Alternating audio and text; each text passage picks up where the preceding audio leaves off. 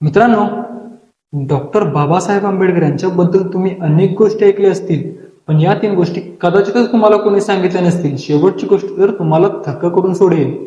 पहिली गोष्ट, बाबासाहेब हे केवळ भारताचे संविधान निर्माता नव्हते, तर ते परदेशातून अर्थशास्त्रात PhD मिळवणारे पहिले भारतीय होते. आजही कोलंबिया विद्यापीठात त्यांना सिम्बॉल ऑफ नॉलेज म्हणून ओळखलं जातं आणि त्यांचा तिथे पुतळा सुद्धा उभारलेला आहे. दुसरी गोष्ट, तुम्हाला माहिती आहे का, आपल्या तिरंग्यातील अशोक चक्र याला स्थान देण्याचे श्रेय सुद्धा बाबासाहेबांनाच जातं.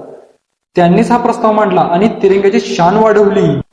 तिसरी आणि सर्वात महत्वाची गोष्ट, बाबासाहेबांची खाजगी लायब्ररी राजगृह ही त्यांच्या काळातील जगातील सर्वात मोठी खाजगी लायब्ररी होती, जिथे 50,000हून अधिक पुस्तके होती.